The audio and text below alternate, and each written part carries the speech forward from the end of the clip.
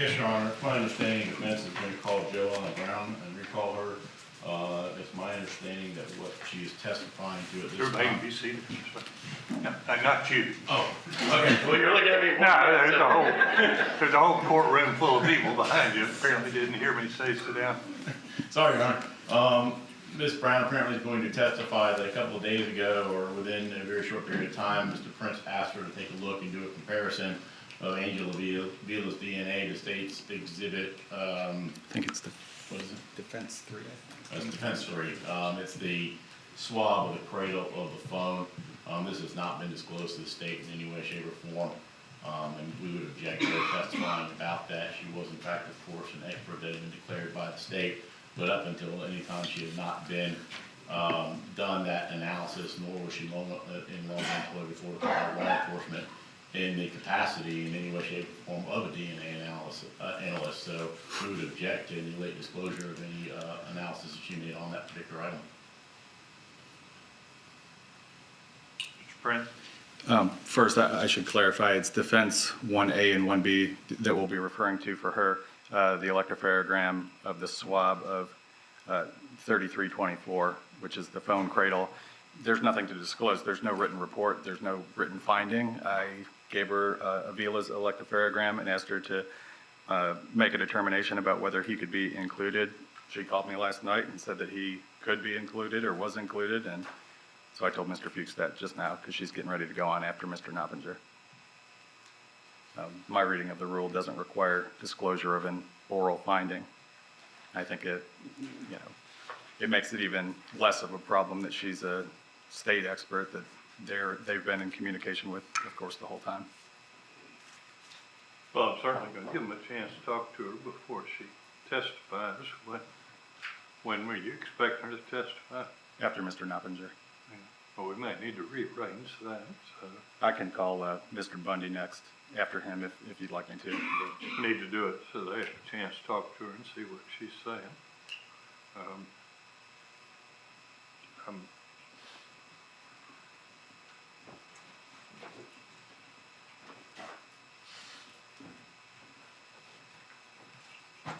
What is your theory of it being a violation, Mr. Fuchs? It's additional testing that hasn't been disclosed on. I mean, it's. No, it was just disclosed because it was just done. So what's if you were in the same situation and your expert yesterday did something, would it be a discovery violation that you let them know that last night? I do believe that if it's an expert testimony, there has to be prior disclosure to allow for further depositions, of course, additional testimony by another person if need be, to do and explore any of the aspects of it. I think I heard you make argument to the contrary when it's just been done. Was this something that was just done? Yes, sir. She called me last night. I don't find there's a discovery violation, but I am going to let you talk to her before she testifies. So we'll need to arrange that. I'm sure she'll cooperate with you and tell you what she's done. Once we have that, we can discuss it a little further. Anyway, you ready for a jury? Yes, sir. Let's have a jury, please. All rise for the jury.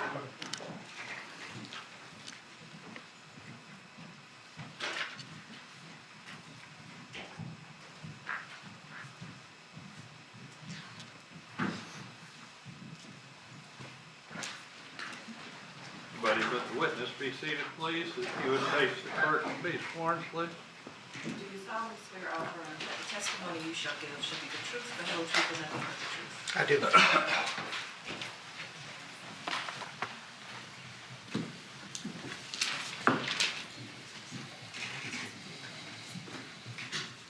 Sorry.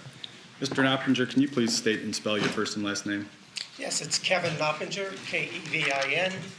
Last name is Noppinger. And what do you do for a living? I'm a DNA forensic scientist. What does that mean exactly? Basically, examining evidence in criminal cases as well as civil cases, determination on DNA profiles, comparing these profiles to various individuals and determine if they could be the source of the sample or could be eliminated. Okay, and can you tell us a little bit about your educational background, training, and experience that enables you to do that kind of work?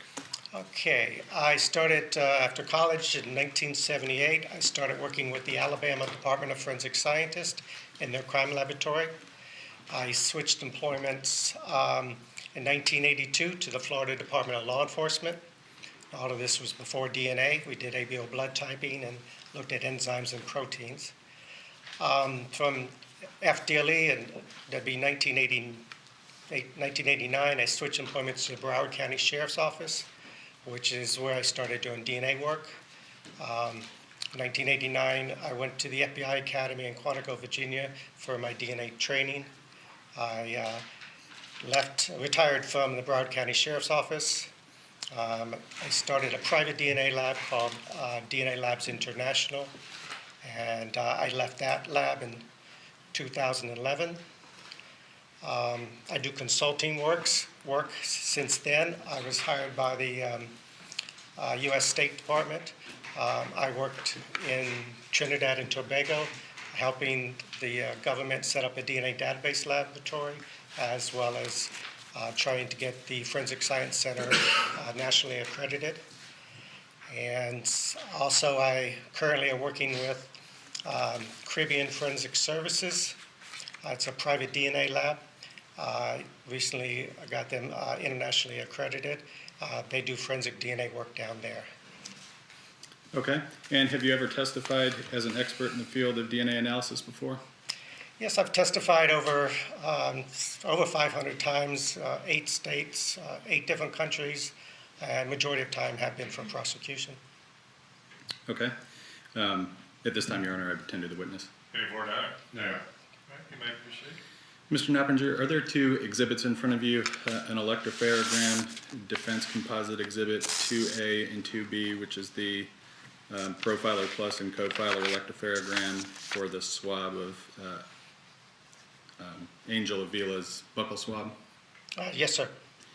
And is there also a buccal swab itself in front of you, what's been marked as Defense Exhibit 10? It may not be marked yet. This, Yeah, that's it. yes. Okay. Without objection, I would admit composite 2A and B and 10 at this time, Your Honor. Be admitted. Mr. Noppinger, can you tell me what happens, or what would happen generally when a buccal swab gets sent to a lab? So buccal swab, when it gets sent, small little cutting is taken from the cotton tip swab, which is generally what we received. That's extracted, DNA is extracted from that. Certain locations are amplified, and the subsequent end result is a DNA profile is developed. Okay. And the electropharogram that you have there, the Profiler Plus and Cofiler page for the profile developed for Mr. Avila, have you reviewed that? Yes, I've seen this, yes. Okay. And I want to talk to you about your analysis as it pertains to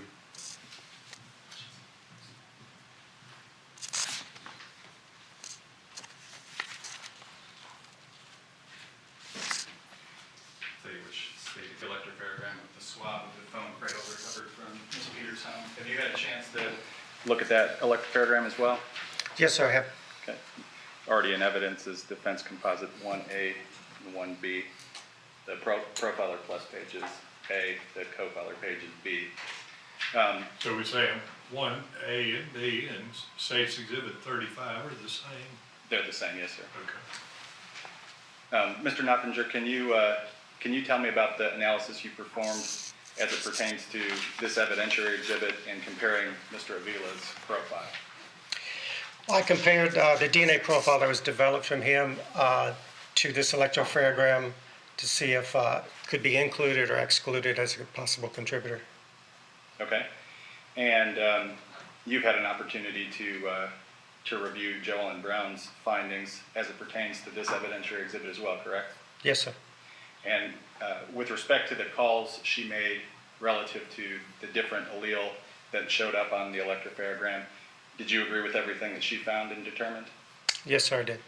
Now, you went a step further, correct? Yes, sir. And you actually did inclusion statistics for Mr. Avila? Well, it wasn't so much for, yes, I did, from the electropharogram. Okay. Let me ask you that first. Did you make any determination about whether Mr. Avila was included as a contributor to this mixture? Yes, I could not exclude him as a contributor, yes. Okay. And you did a statistical likelihood of inclusion, correct? Just statistical analysis, yes. Okay. Can you tell me about that? And before we talk about the numbers, tell me what it means. Okay. Well, but if I could talk just briefly on that. Sure. Okay. It's a mixture of at least two people, appears to be two people on that mixture. So what we look for is, and the profile, we could not exclude the victim from this particular sample. So we're looking at for what's foreign, the foreign DNA. So right away from the second line down, you're going to see an X and a Y on it. It's a locus we call amylogenin. And the peak heights determine how much DNA is present. So you see a very tall peak height at the X and a very small one at the Y. So it indicates the major contributor would be a female, and there is another contributor in this DNA sample that would be a male as well. So comparing the major contributor, I could not exclude her, so I was looking at the foreign DNA that is not her DNA. So from those foreign alleles, I took those foreign alleles and did a statistical calculation. Okay, let me clarify this first, I guess. Brandy Peters was determined to be the major contributor to this mixture, is that right? Yes, sir.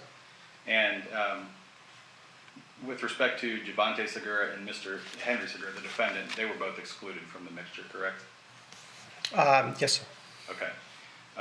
Now as it relates to the foreign DNA, can you tell me what the statistical likelihood of inclusion for Mr. Avila was? Yes, well, the lowest, we break it down into racial groups. The Caucasian was about 1 in 1,200 people. The African American was 1 in about 600, and the Hispanic was approximately around 1 in 15,000 would be the frequency. Okay. And what that means is that you would expect to see those alleles present in only one person out of whatever the other corresponding number is, correct? Yeah, it's a conservative number, yes. And so for Hispanics, you said it's 1 Hispanic and 15,000 Hispanics will have that foreign profile. Statistically, you would expect at least that, yes. Okay. So an inverse way of stating that would be that in any given genetic population, about 99.5% of the Hispanic population, as it's 14,999 don't have that profile, would be excluded from the profile, correct? About that, yes. Okay. Be correct. No further questions at this time. Question. Mr. Noppinger, isn't it true that in order for you to make the determination Mr. Avila was present in this DNA, you had to assume more than 2 donors? Well, I assumed 2 donors on that sample. You assumed more than 2, did you not? Well, there's one allele that did not match up to him, yes. There's one allele that didn't match him, correct? That's correct. So in order to make a match for him, you would have to assume that there's 3 donors, correct? Another person out there. Well, in the forensic field, because of various issues that appear, we have to have at least 2 alleles. Okay. And he didn't have that second allele, correct? We only had 1 foreign, not 2 foreign. Okay. And so you had to assume, again, an additional donor that would account for that extra allele, would you not? Well, I assumed 2 donors, but there was one allele that did not fit that scenario. But again, So therefore, there would have to be a 3rd donor. no, sometimes we have artifacts, or it could be it could be a allele from another donor, yes. Sometimes there's electrical issue or artifacts. That's why we're positive we see 2 foreign alleles that it would be a 3rd person. So it's in that gray area. Okay, but in order to make your gray area work for Mr. Avila, in order to get your calculation, you would have to assume that there's either an artifact there or an additional donor, correct? Well, I didn't actually assume that. I took from the FDLE analyst what she marked as foreign alleles, and that's where I did the statistical calculation from, more so than the electropharogram. I did look at the electropharogram. Okay, but you found an allele that wasn't accounted for by Mr. Avila or the victims of the crime, correct? Yes, sir. So you would have to assume that another person donated that allele for some sort of historical artifact. Yes, And Ms. Brown assumed that there's only 2 donors, correct? in your report, yes. And you are paid by the defense, are you not? Yes. How much are you paid by the defense?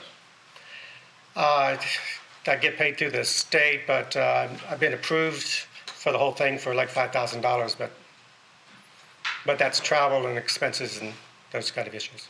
No further question. Redirect. Maybe one clarification. So there's certain standards that have to be met in order to call it a 2-person sample, correct? Yes, One of those requirements is that you have 4 allele present at a particular locus, correct? well, for two-person, the guidelines are, you inherit 1 allele from your mother, 1 from your father. So you have 2. So a mixture would be considered 3 alleles at 2 or more loci, is what protocols call for.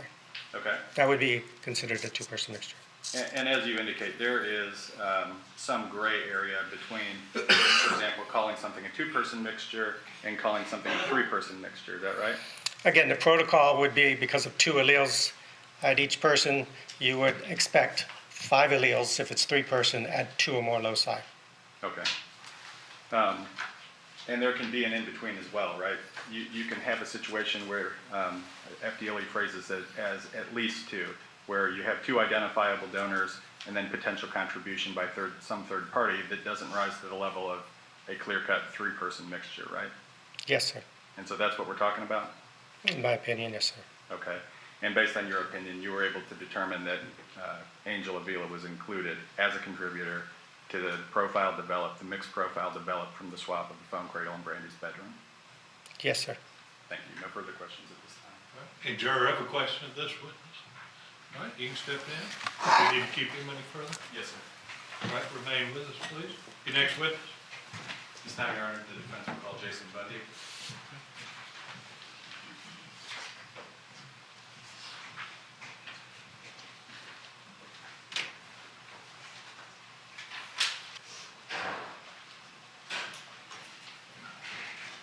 Come up here, please.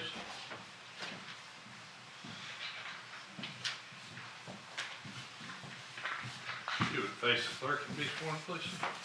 Do you solemnly swear or affirm that the testimony you shall give shall be the truth, the whole truth, and nothing but the truth? Yes, I do.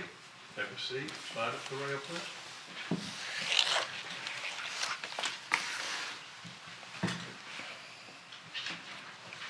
May proceed. Thank you, Your Honor. Mr. Bundy, can you please state and spell both your first and last name, please?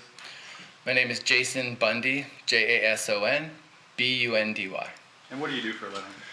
I'm currently the Forensic Quality Manager for the Florida Department of Law Enforcement. What does that mean? The Forensic Quality Manager oversees all the quality assurance roles within the department for all the disciplines that we do in forensics. It would cover training oversight, quality assurance, procedure creation, etc. Okay. Does that apply to areas of forensic science beyond DNA? All of the disciplines, yes, so Okay. DNA is included. All right. And tell us about your educational background as well as training and experience you've received to be able to do that job. My training experience, I have a master's degree in biochemistry. My background in forensics is in the biology or the DNA testing, where I completed DNA testing for about 15 years. You did that all with the Florida Department of Law Enforcement? All with the Florida Department of Law Enforcement, yes. Okay. And what was the last supervisory position you had specifically dealing with DNA? The last supervisory position I had was biology technical leader. It was a supervisory level position that is similar to the position I'm doing now, but only for biology. So it was the same quality assurance, but it was just biology centric. And what region did you preside over? I presided over multiple laboratories during that time. It varied over the years that I did it, but I covered at least every laboratory that FDLE has at some point during that time. Okay.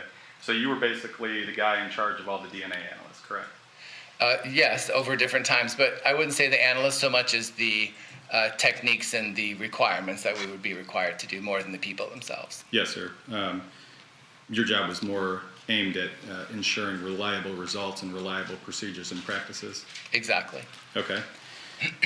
And so at various points throughout your career and throughout your experience, you've been over every lab in the state of Florida that the Florida Department of Law Enforcement operates? At some point, yes. Okay.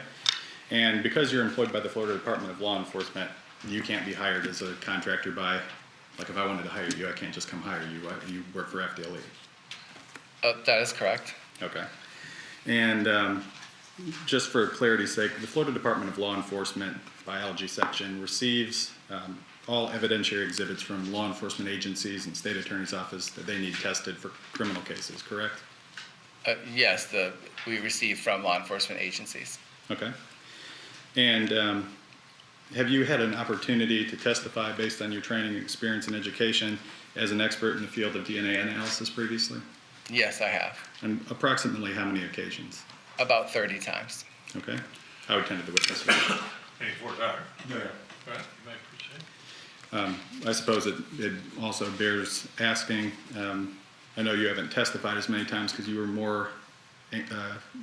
more concerned within your role as a supervisor with making sure everybody was following reliable practices and procedures. How many cases roughly have you worked on?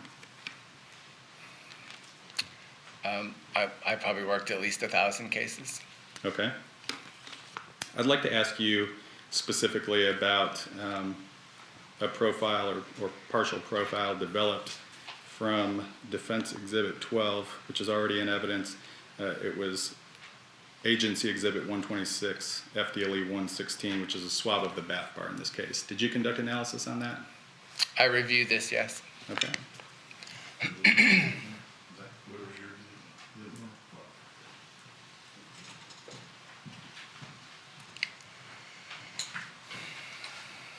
Do you recognize this program, Mr. Bundy?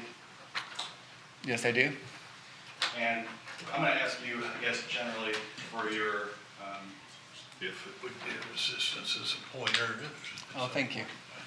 for your interpretive finding first, and then I'm going to go back and ask some specific questions of you. Ultimately, did you determine that this partial profile was interpretable? No, this particular profile was not suitable for interpretation. Okay, so a finding that Mr. Segura would be included would not be based on reliable and tested practices and procedures within the scientific community. It's definitely not approved in the Florida Department of Law Enforcement's procedure, and that was something that we tested, so it doesn't fulfill any of the requirements of our validations or our procedures. Let's talk a little bit about that so we can understand that first. There's a two-step process for validation of a kit, correct? Yes. Can you tell the jury about that? So generally, anytime a new method or test is being completed, a lot of our tests are created by a company, a vendor, we'll call them. And so they will have to do an initial set of validation, which would be called the developmental validation. So they do extensive research in creating the product that we're gonna end up using in forensics. Once it's completed and they've developmentally validated and it's met all the expectations at that level, for a laboratory to be able to use it themselves, they would have to validate it internally based on the procedures and the parameters that they intend to use it for, so that way we know the expected results that we would be able to achieve. So those two steps would be required at least for every method or test. And why is it that a second step of validation, an internal validation, is required for each lab? Because the instruments that are used particularly in DNA testing, but in a lot of different tests, they have multiple variables that you can change. Time, temperature, voltage, different things like that in other settings that would impact the outcome of the results. So an internal validation by the laboratory would be required, so we would be able to ensure that we're getting reliable results with the parameters we've chosen. And in the general sense, I suppose, what would happen if somebody just ignored the internal policies and procedures as it pertains to DNA interpretation, failing to take into account all the variables you just mentioned? If you don't follow to what was found in the validation, you may make conclusions that don't align with the expected results. So you could potentially make comparisons to data that's not trustworthy. It could be something other than DNA, because that is part of the test itself that could happen. So you would have to, you wouldn't know necessarily what parameters to use for your interpretation if you didn't know what the procedure and the validation had set up. Now, there are some labs and other places that have a lower inclusion threshold, right? Some labs, for example, would have a 75 RFU threshold for inclusion. Is that right? That is correct. But that would be based on totally different variables than are present with the Florida Department of Law Enforcement. Is that also correct? Exactly. We don't know. That's the whole point. Okay. And let me ask you about SWGDAM. Can you explain to the jury what SWGDAM is? SWGDAM is the scientific working group for DNA analysis methods. It's a group created by the FBI, and their sole intention was to create consistent and reproducible guidelines and practices that ensure trustworthy work coming out of forensic laboratories. And is one of the SWGDAM requirements for interpretation that an individual interpreting data developed using a particular kit in a particular lab use the interpretive guidelines that were validated for use with that kit in that lab? Yes, I think the language specifies that to be able to do any interpretation, a lab must validate it. Okay. And so the lab, for example, wouldn't be able to validate inclusion on starred allele with Profiler Plus, correct?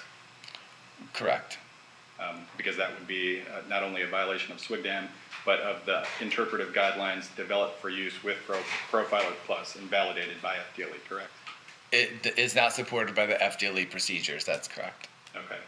Now, in order for such an interpretation, that is to say, an interpretation of starred allele developed using Profiler Plus in an FDLE lab, what type of other information could potentially be relevant to determining a reliable opinion and to do inclusion on low RFU value allele? Does that make sense? No, if you could ask it one more time. I guess let me ask you this question first. Is general knowledge about the way that the molecules that make up the DNA or the biological material present at each locus, is that particularly relevant to determining whether you can make a call on a starred allele?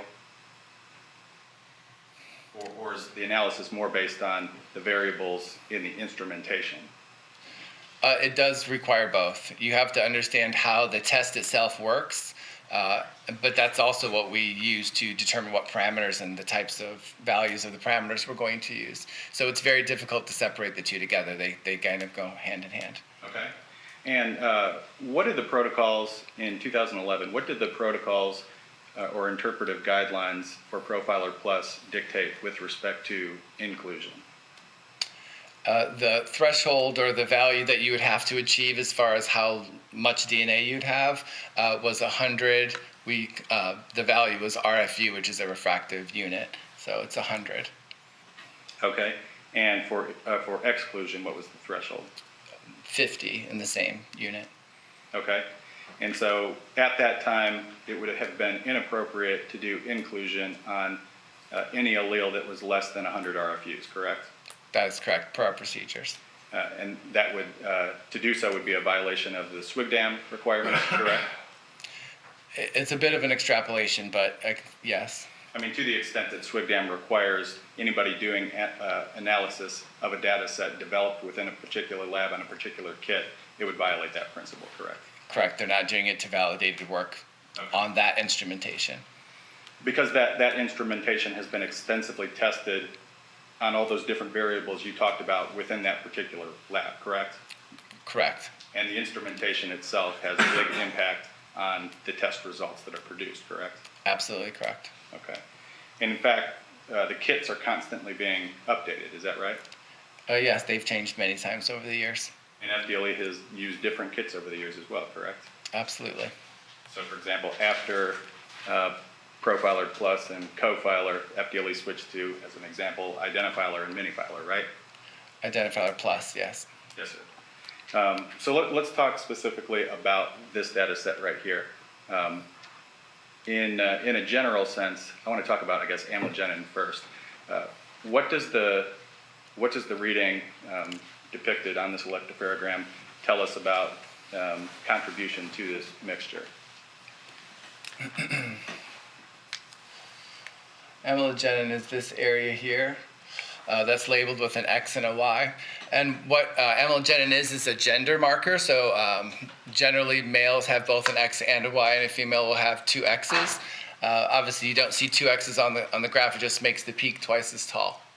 So in this particular instance, you see a very large X and a very small Y, which would tell me that I have a mixture of at least one female and one male.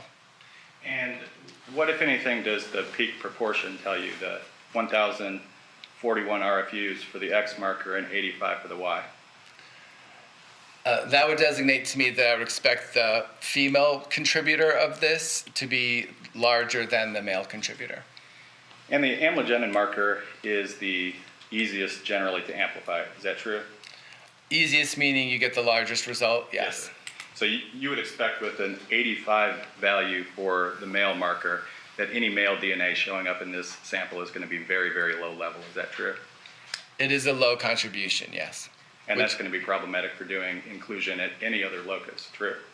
It's true because you would expect at least 100 to be able to use an inclusion, and if that's the largest peak you're going to get out of the set, then you would almost immediately guess that you're not going to have enough information to do inclusion on that male contributor. Okay. And I'd like to look at D3 next and use that as an example to talk about a general principle. Is it generally true that peak proportions are going to be the same from a single contributor? Yeah, so what you're asking me, and when because you get half of your DNA from your mother and half from your father, that potentially could be two different peaks on the graph, and because it's all my DNA, I would expect both of those peaks to be the same height or very close to the same height. And so as we have with D3, we have a 15 showing up at 245 RFUs and a 17 at 246. Would that generally indicate contribution by one person? Yeah, this one here is the one you're referring to, and yes, that is what I would expect for a single donor. Okay. And so if another person was contributing at that locus and had, for example, 17, you may see that 17 spiked way up high above the 15. Is that true? You would expect a bigger difference between the two, yes. And that could potentially be indicative of contribution by another party. Is that correct? Yeah, it would potentially indicate a mixture to me. Okay.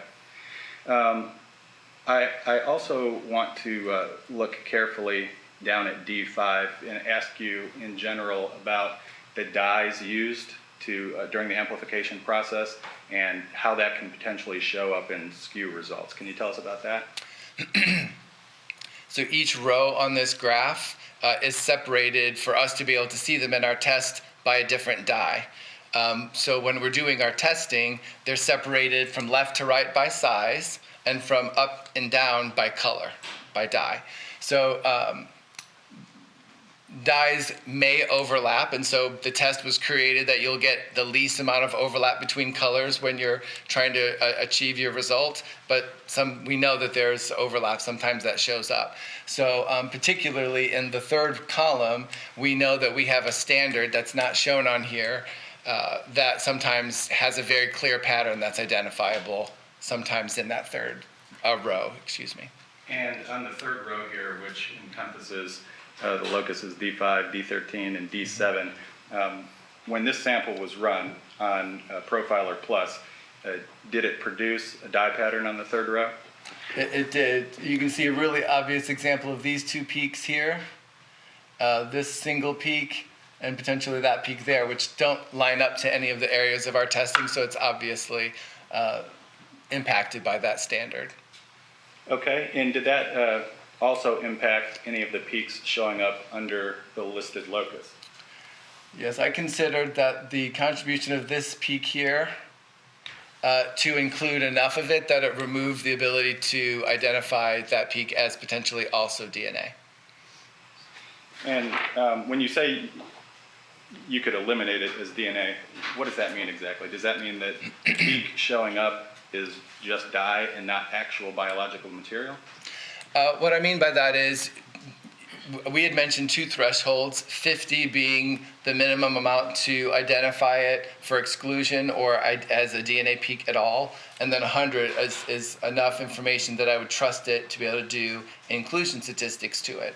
So because that peak that we're referring to is so low, and it's also in a position that standard is, the amount of DNA left over is expected to be less than that 50 because they're overlapping. So I removed the label to call it a DNA profile. So in any event, it wouldn't be able to be used for inclusion, but because of the dye pull-up on any biological material that's present, it is likely below 50 and wouldn't be usable for any purpose. Is that correct? It can't be trusted, so yes, I removed it. Okay. Can you tell us also in general about how dropout can potentially impact reliable interpretation of a data set? Dropout is when someone's DNA profile doesn't show up at every area that we test. You should expect for a single donor 1 or 2 peaks.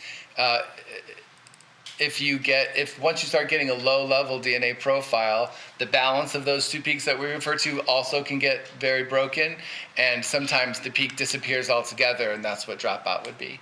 So the dilemma is once you get below a certain level, you know that those things start to happen, and it really sometimes confounds the ability to interpret the mixture, especially. So that can result in, if you try to interpret it, whether there's dropout present, it could result in false exclusion or false inclusion. Is that correct? That is possible, yes. Okay. I also want to ask you in a general sense, and as it relates to this specific data set, how interpretation can be complicated or rendered impossible, or at least reliable interpretation, based on contribution by multiple people who are related. As I mentioned a little bit ago, you get half of your DNA from your mother and half from your father. So that means the same DNA types, you have at least half of each of your parents' DNA types. So if you were to see a mixture of me and one of my parents or me and one of my kids, it would barely look like 2 people because there's so much sharing going on. It would make it very, very difficult to determine what belongs to me versus particularly parents and offspring, but also even in siblings, we know that there's a tremendous amount of sharing. So particularly when you're looking to try and determine if parent or child is included in a mixture such as this, it would be impossible, especially with dropout prevalent throughout the sample, to tell whose DNA is showing up at what locus. Is that right? It can be very difficult, yes. And that's why you ultimately determined that this data set could not be reliably interpreted. Correct. And looking at this, because it's so low and there's such a variety of peak heights, it's also very difficult to determine how many people could even be in the mixture because of the relatedness. Yes, sir. Let me also ask you about the genetic database information that FDLE maintains for frequency of occurrence, and please tell the jury what that means. So for us to be able to give an idea of how significant a DNA result is, we try and look at a database which would say how often particular DNA profiles are found in the population. So a simple way of looking at it is if you look at a coin and you flip it, you only have 2 choices, heads and tails. So your database is, obviously we know 50-50 as an average, but you could flip a coin twice and still get heads twice. Doesn't mean that you'll always alternate between heads and tails, and so it's an average of how often you would see them in the population on a much bigger scale. And the frequency of occurrence tables maintained by FDLE, which would be used to do statistics on any data set developed by FDLE, correct? Yes. We didn't create them. We used ones that were developed, but yes. Those frequencies of occurrence, though, are based on frequency of occurrence amongst unrelated individuals. Is that correct? Absolutely. There's not supposed to be any relationship in the samples that are created for a database. So what happens to the statistical reporting if you're trying to report frequency of occurrence with multiple family members contributing to the same mixture?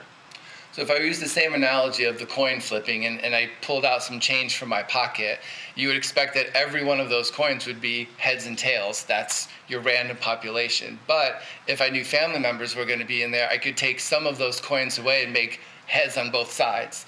And so it would really skew the result of how many times I would see heads because it's so much more prevalent because some of them don't have tails at all. Okay. And would it be appropriate in any way to use a bank of frequency of occurrence information based on unrelated individuals to determine frequency of occurrence amongst related individuals? It's not ideal because a statistic is meant to give you an idea of how significant or how rare it would be to find something, and it becomes much more common when you include related individuals.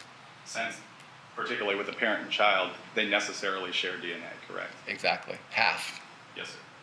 Okay. Can I ask you generally about why FDLE switched from Profiler and Cofiler to Identifiler Plus? Absolutely. Over time, technology improves. So those tests together had 13 areas that we were able to test. The next kit that became available that we switched to was called Identifiler Plus. It had 15. So it also included some improvements in the ability to get more sensitive data, that sort of thing. So as technology improved, sensitivity, the number of places to look, we would adjust to include the better identification. Were there any advancements with Using Identifiler? the screen further? Yes, I will. Okay. It is, if you aren't going to use the screen, go back to voting. I'll go ahead and do that now. Okay. May I approach the witness? You may. Let the record reflect I'm going to show the witness what's marked for identification is defense 14. Can you tell me what that is?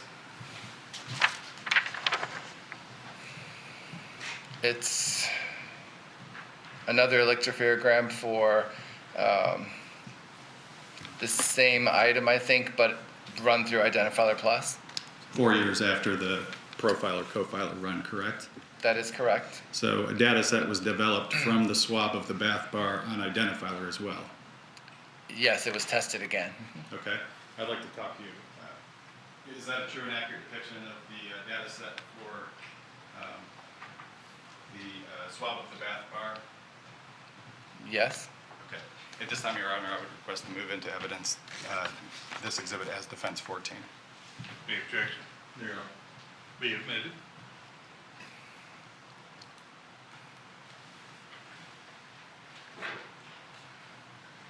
Mr. Bundy, I'd like to ask you specifically about the results showing up at D5 down here in the bottom left corner. On the profiler page, you indicated that there was a dye pattern on the third row and that that was potentially skewing some of the alleles being reported. Do you notice that some of the biological information that had showed up on profiler has fallen off at this locus on the second run? Yes, there is a lot of actually missing information on this compared to the previous one. Okay. And why does that happen? It could mean a bunch of different things. It could be the fact that it was an older sample and we weren't able to get the same level of testing. It could mean a lot of different things, I suppose. Degraded over time. If a sample is maintained properly in a refrigerated state, as a swab generally would be with FDLE, can a lack of reported data also have to do with the fact that there was either white noise or stutter, for example, or a dye pattern showing up on one of the older instruments? It could potentially be some. It would be limited. It shouldn't be a ton of difference, but yes, there could be a little less noise in a more update kit. Okay, I'm going to switch back to profiler for a second. So you've had an opportunity to review Mr. McElfresh's findings as it pertains to the swab of the bath bar, correct? Only vaguely. Okay. And are you aware that he did inclusion statistics using the starred 12 down at D5, the starred 14 down at D5, and the 16 up at D8?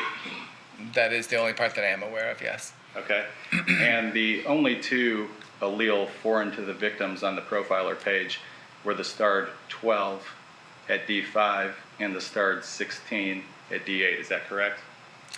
The only thing, yes, I'm pretty sure that is correct, yes. Those were the only two foreign numbers. Yeah, that can you say who it was foreign to? Any of the families, is that what you just said? The 4 victims. Yes, that is correct. Okay. And then, so when we switch over to the more modern kit, the Identifier Plus run, neither the 12 nor the 14 at D5 nor the 16 is showing up at D8. Is that correct? I don't see any of them, no. Thank you. No further questions. Cross, don't take it away. Don't take that away.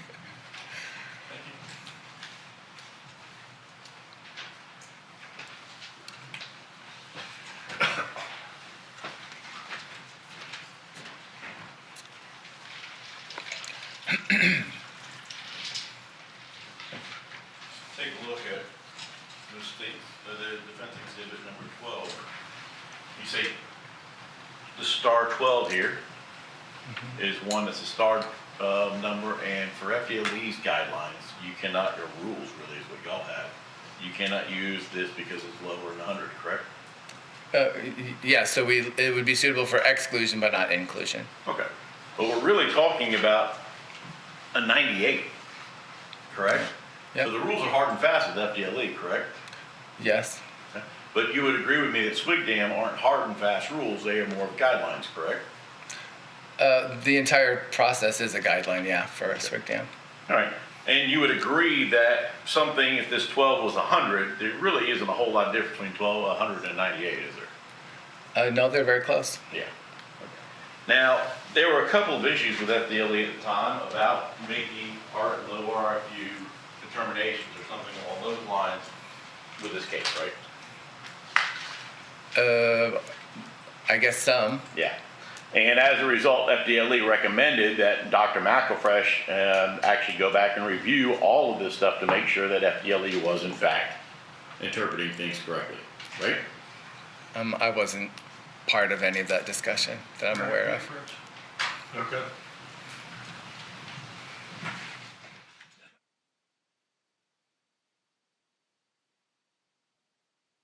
The purpose is to ensure that FDLE has a certain standard, correct?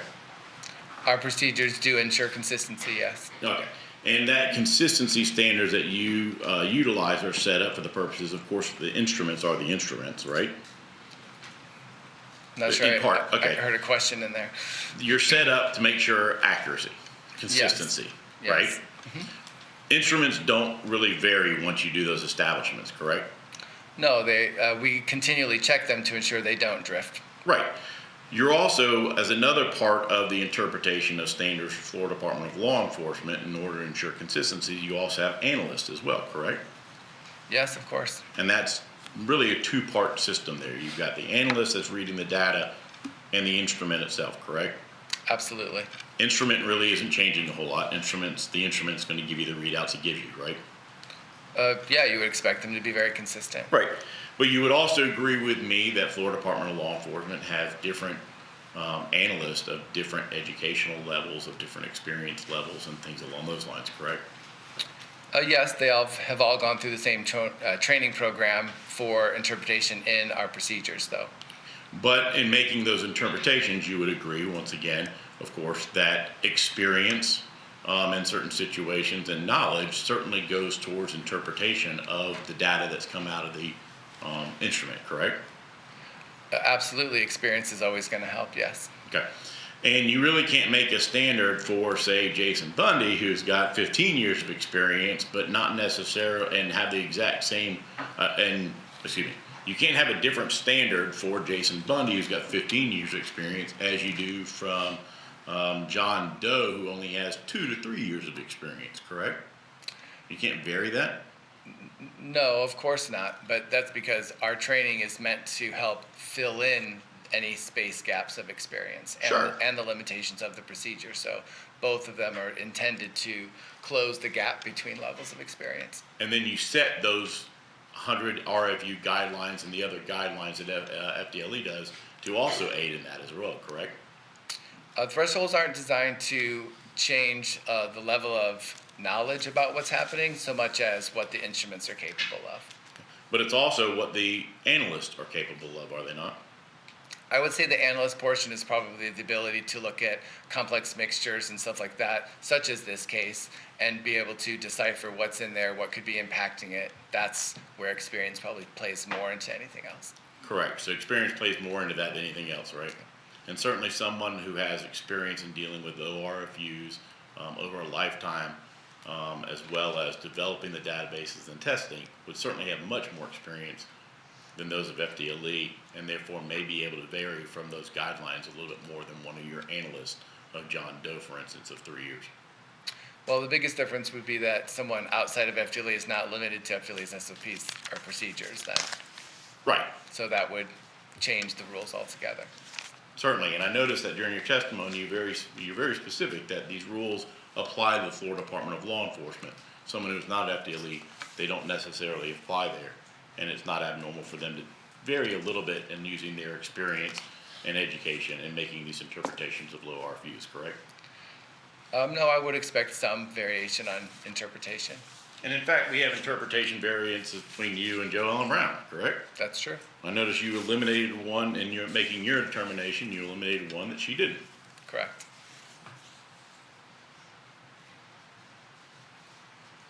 And just so we're clear, in taking a look at this example, item number 126, defense exhibit number 12, which also states exhibit number 63. And looking at this sample and utilizing the FDLE guidelines, you cannot eliminate Henry Segura as being a donor to this particular profile case.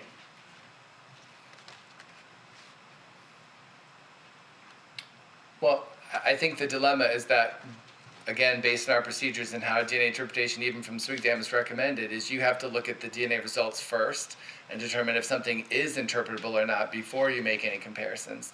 So knowing that when I've looked at this and said, I don't think this is interpretable because there are too many things that would confound interpretation, I never would have even gone and looked at the standards to determine if someone was included or excluded. Fair enough, but let's do a hypothetical that this in fact is something interpretable. All the alleles for Henry Segura are present in this particular profile, are they not? Or at least to the point that you couldn't exclude him from it.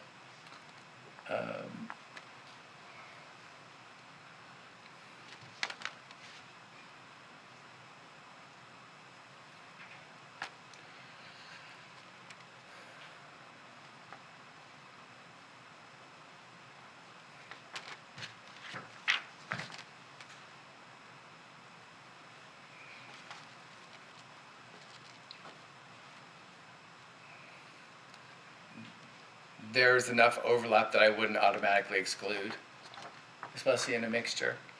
No further questions? Redirect.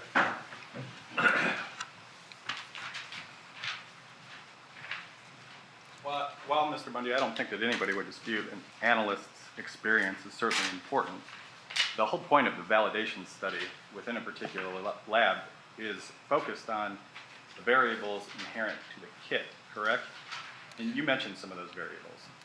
Not just to the kit, but to the instruments we're running them on, and since we own those instruments and have changed those parameters, no one else would know what we've done to that instrument and the reasons why we set the thresholds that we set unless they've really paid attention to that information. And that's not something an outside analyst would generally have, correct?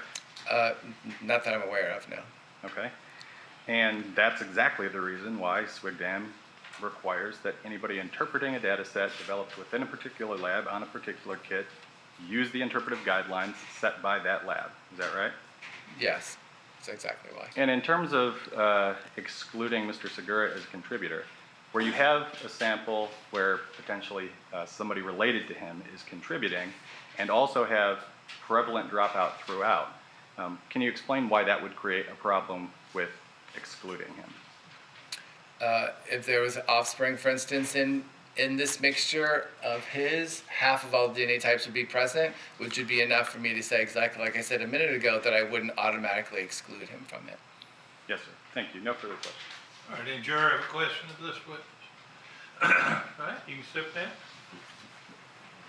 Do we need to keep him further? I would keep him under the rule that he can go. Okay. He'd be on call, the man under the rule. Okay.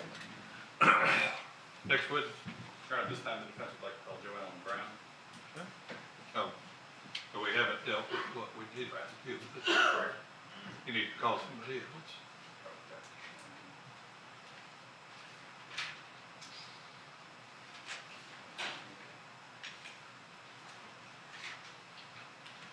Well, we take 10 minutes, we're getting close to break time.